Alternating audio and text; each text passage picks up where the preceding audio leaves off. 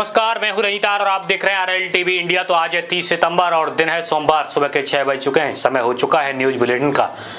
आइए जानेंगे क्या चल रहा है देश और दुनिया में। बिहार के 25 जिलों में बाढ़ को लेकर हाई अलर्ट जारी है, जानेंगे इस बुलेटिन में। वही देश के प्रधानमंत्री नरेंद्र मोदी ने मन की बात की है। ऐसी कौन कौन सी चर्चा है जो कि ज्यादा ही चर्चित हैं इंडिया में, जानेंगे इस रिपोर्ट के साथ। वहीं आप उत्तर प्रदेश से हैं तो उत्तर प्रदेश से भी काफी बड़ी अपडेट निकल के आ रही है। वही दिल्ली यानी कि देश की राजधानी दिल्ली से भी काफी बड़ी अपडेट निकल के आ रही है आप सभी के लिए। वहीं आज का मौसम कैसा रहेगा वो भी जानेंगे आज की इस बुलेटिन में। चलिए स्टार्ट करते हैं आज की इस बुलेटिन को बिना किसी देरी के साथ। तो सबसे पहले बुलेटिन को लाइक कीजिए, चैनल को सब्सक्राइब नहीं किया है तो चैनल को सब्सक्राइब कर लीजिए। अगर आपने हमें फेसबुक पर फॉलो नहीं किया है तो फेसबुक पर फॉलो जरूर करना और हाँ, वीडियो को शेयर भी कर देना। चलिए स्टार्ट करते हैं आज की इस बुलेटिन को बिना किसी देरी के साथ। तो आज की सबसे पहली खबर निकल के आ रही है भारतीय रेलवे से, यानी भारतीय रेलवे बोर्ड ने 14,298 टेक्नीशियन पदों के लिए 2 अक्टूबर से दोबारा शुरू करेगा रजिस्ट्रेशन। यानी रेलवे भर्ती बोर्ड में टेक्नीशियन के 14,298 पदों के लिए 2 अक्टूबर 2024 को दोबारा रजिस्ट्रेशन प्रक्रिया शुरू की जाएगी और इसके लिए उम्मीदवारों को वेबसाइट rrbapplied.gov.in पर जाकर आप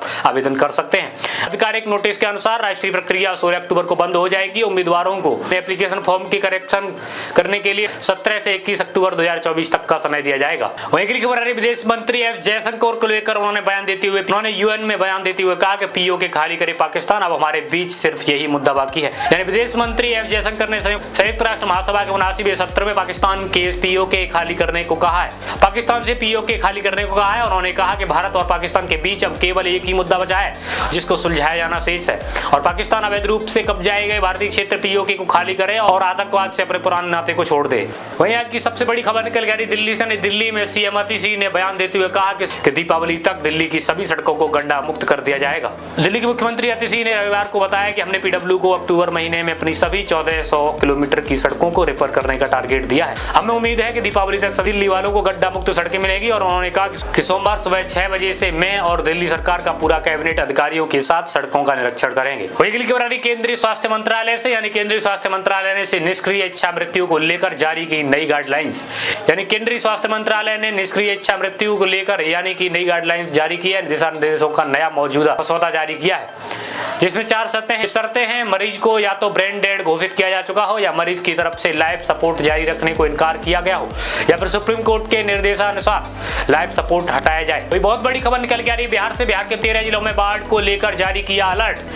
यानी आईएमडी ने बिहार के पश्चिम चंपारण, पूर्वी चंपारण, सीतामढ़ी, शिवहर, मुजफ्फरपुर, गोपालगंज, सिवान, सारण, वैशाली, पटना, जहानाबाद, मधुबनी, भोजपुर जैसे जिलों बाढ़ को लेकर अलर्ट जारी किया है। और राज्य के आपदा प्रबंधन विभाग के अनुसार नेपाल में जारी भारी बारिश के अगले 24 घंटे के दौरान गंडक, कोसी और महानंदा समेत कई नदियों के जलस्तर में बढ़ोतरी की संभावना है। वहीं अगली खबर आ रही आईपीएल को लेकर। आईपीएल में लागू हुआ मैच फीस, यानी हर सीजन 1.5 करोड़ तक अतिरिक्त कमा सकते हैं खिलाड़ी। यानी बीसीसीआई सचिव जयशाह ने आईपीएल खिलाड़ियों के लिए मैच की फीस शुरू करने की घोषणा की है।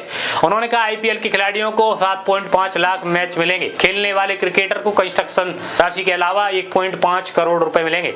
उन्होंने कहा कि फ्रेंचाइजी हर सीजन के लिए मैच की फीस के तौर पर 12.6 करोड़ आवंटित करेगी। वहीं अगली खबर आ रही बांग्लादेश के खिलाफ टी20 फर्स्ट सीरीज के लिए भारत की टीम का हुआ ऐलान। बीसीसीआई ने बांग्लादेश के खिलाफ टी20 फर्स्ट सीरीज के लिए भारत की टीम का ऐलान कर दिया है। सूर्य कुमार यादव टीम के कप्तान होंगे और मयंक यादव पहली बार भारतीय टीम में चयन हुआ है। टीम में रिंकू सिंह, हार्दिक पांड्या, अभिषेक शर्मा, रेयान पराग और शिवम दुबे, वॉशिंगटन सुंदर और विकेट कीपर बल्लेबाज के तौर पर संजू सैमसन व जितेश शर्मा हैं। वहीं अगली खबर आ रही है गृह मंत्री अमित शाह के बयान को लेकर। गृह मंत्री अमित शाह ने वक्फ बोर्ड के कानून से बहुत परेशान है, सुधार कर सीधा करेंगे, इस प्रकार का बयान दिया है। हरियाणा के बादशाहपुर की रैली में कहा कि वक्फ बोर्ड के कानून से बहुत परेशानी है। इस कानून को संसद के शीतकालीन सत्र में सुधार कर हम सीधा अपने करने का काम करेंगे। और गौरतलब रिपोर्ट के मुताबिक कांग्रेस समेत कई विपक्षी दल, कई मुस्लिम संगठन वक्फ बोर्ड संशोधन का विधेयक का विरोध कर रहे हैं। वही काफी इंटरेस्टिंग खबर निकल गई। कबाड़ी वाले ने बोर्ड की परीक्षा में बेटे के टॉप करने पर उसे गिफ्ट किया आईफोन 16। यानी सोशल मीडिया पर एक वीडियो वायरल हुआ है जिसमें कबाड़ी वाले के हाथ में नया आईफोन दिख रहा है और साथ में रिपोर्ट्स के मुताबिक बेटे के बोर्ड की परीक्षा में टॉप करने को लेकर कबाड़ी वाले ने 1.5 लाख का आईफोन, 1.5 लाख का आईफोन 16 उसे गिफ्ट किया है। लोकमत टाइम की रिपोर्ट के अनुसार कबाड़ी वाले ने अपने लिए भी 85,000 का आईफोन खरीदा है। वहीं की खबर आ रही है इजराइल से। इजराइल द्वारा दी गई राजनीतिक हत्या की निंदा करते हैं हिजबुल्लाह चीफ की मौत पर रूस ने इस प्रकार का बयान दिया है। रूस ने इजराइल के हवाई हमले में हिजबुल्लाह के चीफ हसन नसरल्लाह की मौत पर कहा, हम इजराइल द्वारा की गई एक राजनीतिक हत्या की कड़ी निंदा करते हैं। रूस ने कहा है कि इस हिंसक कृत्य लेबनान के लिए अधिक परिणामों से भरा हुआ है। इजराइल की कार्रवाई नए दौर की हिंसा भड़कने की संभावना है। वही अगली खबर आई दिल्ली हाईकोर्ट से। यानी न्यायमूर्ति मनमोहन ने दिल्ली हाईकोर्ट में मुख्य न्यायाधीश के तौर पर ली शपथ। या न्यायमूर्ति मनमोहन ने दिल्ली हाईकोर्ट के मुख्य न्यायाधीश के तौर पर शपथ ली है और केंद्र सरकार ने उन्हें मुख्य न्यायाधीश नियुक्त करने के प्रस्ताव को 21 सितंबर को मंजूरी दी थी। और न्यायमूर्ति मनमोहन दिल्ली के उपराज्यपाल रहे जगमोहन मल्होत्रा के बेटे हैं। न्यायमूर्ति मनमोहन को 13 मार्च 2008 को दिल्ली उच्च न्यायालय में अतिरिक्त न्यायाधीश नियुक्त किया गया था। अगली खबर आ रही है फ्रांसीसी अखबार को लेकर। ले पेरिसियन की रिपोर्ट के अनुसार एक ईरानी जासूस के इजरायली अधिकारियों को हिजबुल्लाह के प्रमुख हसन नसरल्लाह के ठिकाने की जानकारी दी थी। रिपोर्ट के सूत्र के हवाले देते हुए कहा गया है कि जासूस ने इजरायली अधिकारियों को बताया कि नसरल्लाह बेरूत के दक्षिणी इलाके बने हिजबुल्लाह के भूमिगत मुख्यालय में मौजूद रहेगा। वहीं अगली खबर आई पंजाब के सीएम भगवंत मान को लेकर। पंजाब के सीएम भगवंत मान को अस्पताल में 4 दिन बाद मिली छुट्टी और काम पर लौटे हैं। पंजाब के मुख्यमंत्री भगवंत मान को रविवार को अस्पताल के 4 दिन बाद डिस्चार्ज कर दिया गया है। गौरतलब रिपोर्ट के मुताबिक सीएम को बुधवार रात रेगुलर चेकअप के लिए मोहाली के फोर्टिस हॉस्पिटल में भर्ती कराया गया था, जहां पता चला कि वो लेप्टोस्पायरोसिस से पीड़ित हैं। अस्पताल से डिस्चार्ज होने के बाद वह काम पर लौटे, जिसका वीडियो ऑनलाइन सामने आया है। अगली खबर आ रही बारिश के और आपके मौसम को लेकर। आज का मौसम कैसा रहेगा तो देखिए, कई राज्यों ने अगले 2 दिन के लिए तेज बारिश और आकाशीय बिजली गिरने की चेतावनी दी है। सूची जारी कर दी गई है। यानी आईएमडी ने असम, मेघालय, नागालैंड, मणिपुर, मिजोरम, त्रिपुरा, तमिलनाडु, केरल, कर्नाटक, अरुणाचल प्रदेश के अलग अलग हिस्सों में सोमवार और मंगलवार को तेज बारिश से अत्यधिक तेज बारिश की चेतावनी जारी की है। बिहार, मध्य प्रदेश, केरल, असम, मेघालय, नागालैंड, मणिपुर, मिजोरम, त्रिपुरा, गोवा, महाराष्ट्र, तमिलनाडु और साथ में आंध्र प्रदेश में तेज हवाओं के साथ आकाशीय बिजली गिरने की संभावना है। वही खबर आ रही है देश के नेता प्रतिपक्ष राहुल गांधी को लेकर बीजेपी नेता यानी बीजेपी प्रवक्ता गौरव भाटिया ने एक बयान देते हुए एक ट्वीट करते हुए कहा और राहुल गांधी की तस्वीर शेयर की और साथ में हुसैन की भी शेयर की। यानी कि बीजेपी ने तस्वीर शेयर करते ही सद्दाम हुसैन से राहुल गांधी की तुलना की है। बीजेपी के राष्ट्रीय प्रवक्ता गौरव भाटिया ने लोकसभा में नेता प्रतिपक्ष और कांग्रेस सांसद राहुल गांधी व इराक के पूर्व राष्ट्रपति सद्दाम हुसैन की तस्वीर एक्स पर शेयर कर दोनों की तुलना की है। गौरव भाटिया ने लिखा, बिल्कुल एक जैसे हैं। हालांकि कई यूजर्स ने इसको लेकर इनकी आलोचना कर कहा है कि राहुल गांधी लोकसभा में नेता प्रतिपक्ष हैं। अगली खबर आ रही पंजाब से। पंजाब में निर्दलीय एमपी अमृतपाल सिंह के पिता ने नई राजनीतिक पार्टी बनाने का किया ऐलान। यानी वारिस पंजाब दे के प्रमुख खडूर साहिब से निर्दलीय सांसद अमृतपाल सिंह के पिता तरसेम सिंह ने पंजाब में नई राजनीतिक पार्टी बनाने का ऐलान किया है। उन्होंने कहा कि पंजाब के लोग मौजूदा वक्त में बहुत बुरे हालात से गुजर रहे हैं और अमृतपाल सिंह फिलहाल राष्ट्रीय सुरक्षा अधिनियम के तहत असम की डिब्रूगढ़ जेल में बंद हैं। वही खबर आ रही छत्तीसगढ़ के बीजापुर से। छत्तीसगढ़ के बीजापुर में आईईडी ब्लास्ट में एक अधिकारी समेत सीआरपीएफ के 5 जवान हुए घायल। छत्तीसगढ़ के बीजापुर में नक्सलियों द्वारा लगाए गए आईईडी विस्फोट होने के रविवार एक अधिकारी समेत सीआरपीएफ के 5 जवान घायल हो गए। घायल जवानों को प्राथमिक उपचार के बाद रायपुर ले जाया गया और सीआरपीएफ के एक अधिकारी ने बताया कि जवानों को चेहरों पर, आंखों में और पेट में ऊपरी हिस्से में चोटें आई हैं। अगली खबर आ रही कांग्रेस ने वित्त मंत्री सीतारमण के खिलाफ एफआईआर दर्ज होने के बाद इस्तीफा की मांग की है।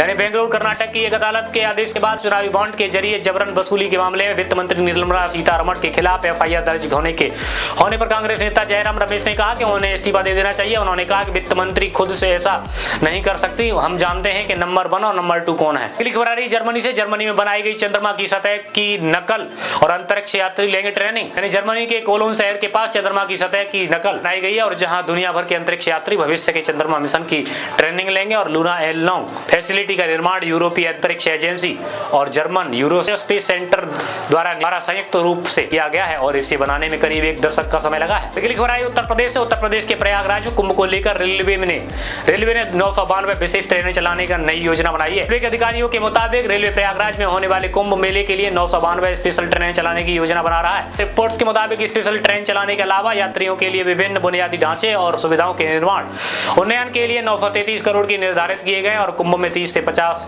करोड़ श्रद्धालुओं के आने की उम्मीद है। वही अगली खबर आ रही बंगाल से। बंगाल की मुख्यमंत्री यानी कि ममता बनर्जी को लेकर उत्तरी बंगाल में बाढ़ की स्थिति और चिंताजनक, केंद्र सरकार नहीं कर रही है मदद, इस प्रकार का बयान ममता बनर्जी ने दिया। पश्चिम बंगाल की मुख्यमंत्री ममता बनर्जी ने रविवार को उत्तरी जिलों में बाढ़ की स्थिति को चिंताजनक बताते हुए दावा किया है कि राज्य को इस प्राकृतिक आपदा से निपटने के लिए केंद्र सरकार से सहायता नहीं मिल रही है। उन्होंने कहा कि उत्तरी बंगाल और बाढ़ की चपेट में है और उससे कूच बिहार, जलपाईगुड़ी और अलीपुरद्वार जिले प्रभावित हुए हैं। वहीं अगली खबर आ रही है बिहार से, यानी स्थिति गंभीर है। बिहार में बाढ़ को लेकर केंद्रीय मंत्री नित्यानंद राय ने इस प्रकार का बयान दिया है। बिहार में बाढ़ को लेकर समीक्षा बैठक करने के बाद रविवार को गृह मंत्री, केंद्रीय गृह राज्य नित्यानंद राय ने बताया कि स्थिति गंभीर है और राज्य व केंद्र सरकार हालात पर नजर बनाए हुए।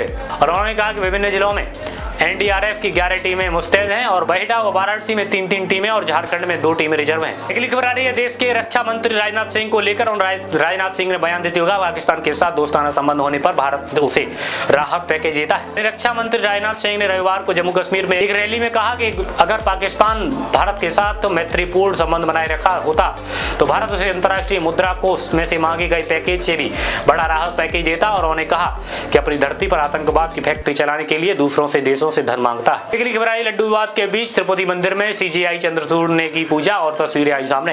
यानी तिरुपति बालाजी मंदिर आंध्र प्रदेश के प्रसाद में मिलावट को लेकर विवाद के बीच सुप्रीम कोर्ट के चीफ जस्टिस डीवाई चंद्रचूड़ ने मंदिर में पूजा अर्चना किया और सीजीआई ने वैकुंठ परिसर से होकर मंदिर में प्रवेश किया और गर्भगृह में प्रार्थना की। और तिरुमाला तिरुपति देवस्थानम के कार्यकारी अधिकारी श्यामला राव ने सीजीआई और भगवान की तस्वीर प्रसादम भेंट किया है। दोस्तों आज की बुलेटिन में इतना ही। होप आप सभी को ये बुलेटिन पसंद आई। अगर पसंद आई है तो वीडियो को लाइक करना, चैनल को सब्सक्राइब नहीं किया तो चैनल को सब्सक्राइब करना। अगर आपने हमें फेसबुक पर फॉलो नहीं किया तो फॉलो कर लेना और हाँ वीडियो को शेयर भी करना। फिर मिलते हैं आप सभी स्नैक बुलेटिन के साथ, तब तक के लिए जय हिंद, जय भारत, वंदे मातरम।